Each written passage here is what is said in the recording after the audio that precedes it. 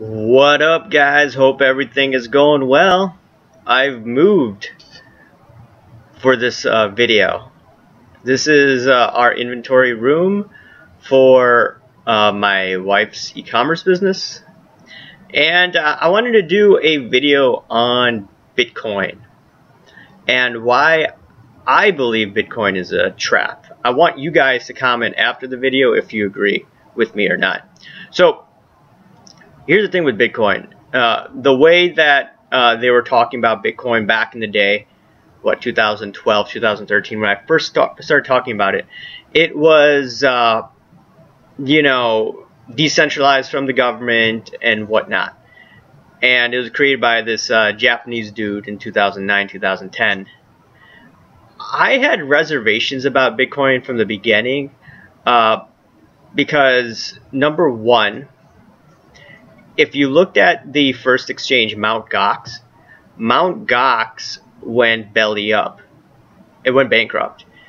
And a lot of people who initially put their money in, they lost it. So I didn't have confidence in Bitcoin at that moment because it seemed shady.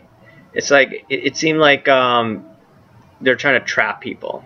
And over time, we saw even Wall Street get in on it from, the early days, maybe like 6-7 years ago. Vikram Pandit, the former CEO of Citigroup, he was investing in Bitcoin, I believe, and the blockchain technology. And a lot of people, from that space, started throwing money. And we saw the huge run up from, a penny basically to about 20,000. And then there was a year or two of consolidation. It went back down to 3,000 last March. And then the Fed printed all this monopoly money. And with this increase in monopoly money, it appears that the elite, the rich, and also Wall Street, and also, people in the alternative media square, they were putting their money behind Bitcoin. Most of the money from what I'm looking at is coming from institutions and Wall Street. And here's the thing though, Bitcoin is not tangible. So I can't, take this item. I can't go to an attic store or, like antique store, excuse me, and, be like, hey, can you buy my Bitcoin from me? They're not going to do that. These items here, these aren't valuable, but, we have some other valuable pieces in our own collection. If we were to go to, some dealer, or even on eBay, we could sell it. Some of these sports cars, they're tangible. Even though they haven't gone up to the extent of Bitcoin, I could go on eBay and I could just sell a card right now. There have, though, been some cards that have gone from like $1,000 a few years ago to about 40,000. So it's pretty much traded like Bitcoin for some cards. Some other cards, not really. It depends on the demand. It depends on how many cards there are. And if the demand exceeds the supply, price goes up, and then you add in monopoly money from the Fed. But why do I believe that Bitcoin will be a trap, even though I see it going over $100,000? And, my wife has been on me saying like, hey, you could have invested in Bitcoin, you could have made a killing. And I'm like, I still don't trust it. Even though, Wall Street's making a killing, a lot of people are making a killing, I'd rather choose tangible assets, such as these sports cards, which also have been on fire, like I mentioned before.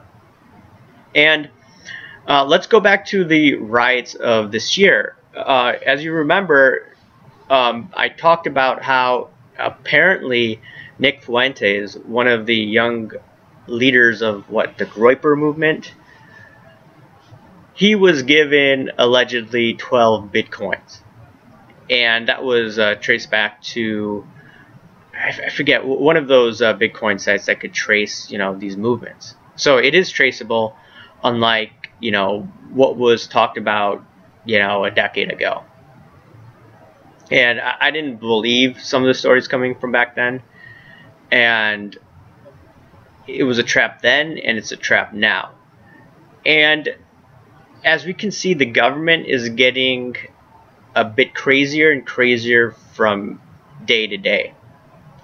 And what happens when you see, you know, people, you know, on the alternative right making boatloads of money? Even though we see Wall Street that's making a killing, Elon Musk just put in a lot of money for Bitcoin, for Tesla.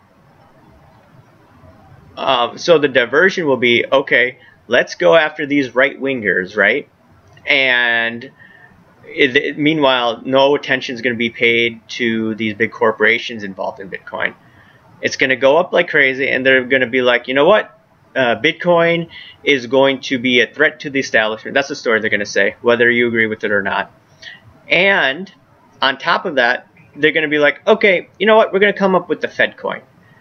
And this is to prevent any competition against the currency. Whatever story they put. I think they're going to come up with a story like that, though.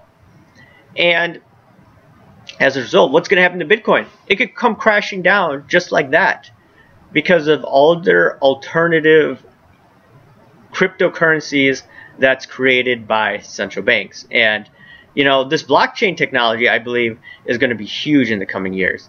And a potential central bank coin, you know, will destroy all of these cryptos. And that's why I don't want to be involved with it, even though I still see a huge upside in Bitcoin in the coming years. I'd rather deal, like I said, with tangible assets that, you know, I could go on the plane with. I could, you know, keep in a safe, remove it from the safe, and then sell it via these auction houses when I need the money, or when I think the prices have gone crazy. You know, I'll give you another thing. Like this Michael Jordan card sold for $18,000 a few years ago, or $18,000 to $30,000, and one of the last sales on Heritage Auctions went for $750,000.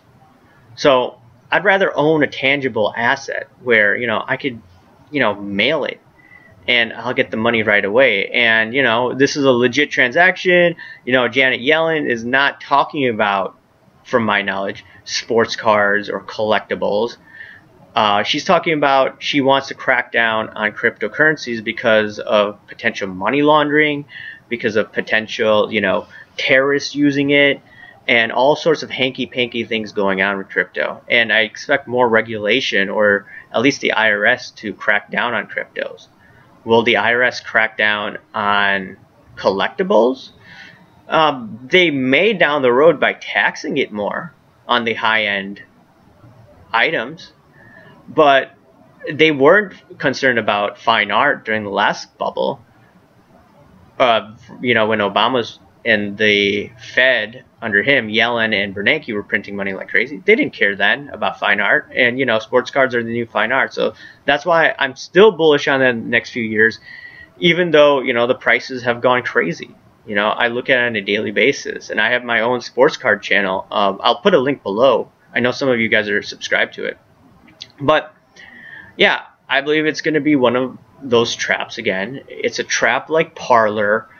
You know, Parler, I believe, is no longer in existence, or if it is, it's no longer as efficient as it used to be. A lot of people, you know, who went to the riot were using Parler. So the government, you know, Amazon and the government cracked down on these guys. They're filing charges on these guys who went to DC and the riots. And, you know, Facebook, I believe, is a trap, you know.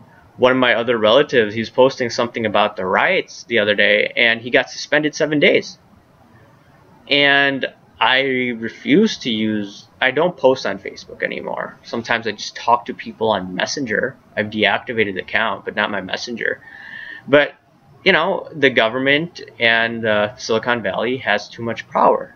You may argue that, why are you on YouTube then? Well, number one, I don't post anything like that here on YouTube. On Facebook, I used to post all these links, and now, you know, those links, you know, you could get suspended for it. YouTube is a little more open. I don't get into, you know, topics like Q or anything like that. I just don't get into that, you know. So that's why I'm here on YouTube.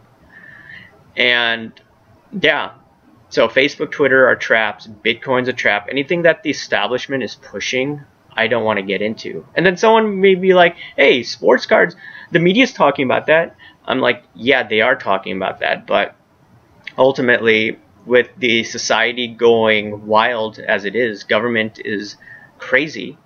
And they're giving monopoly money to guys like me now, rather than only Wall Street. And if Wall Street can't invest in real estate, high-end real estate like they used to, because the property values are going down, like Hudson Yards, where are the rich going to put their money? They're going to put it into collectibles. You know, some of these LeBron cards are insane. And I don't like LeBron, but, you know, if you had $1,000 in his Chrome 2003 card, it went to, what, $40,000 now. And I believe it's going to be a $100,000 card in the coming years. You know, Gretzky's card sold for over $1 million. His Peachy, excuse me, card. There's what, 2 of them, and that's going to go up in value over time. Jordan's card, like I said, is going up. So that's where I want to be, and obviously I'm being selective in what I'm buying. But anyways, let me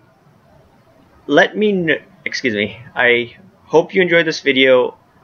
Share your thoughts below. Hit the like button, subscribe if you haven't, and I'll put a link below to my other sports card channel. Alright guys, thanks. Bye.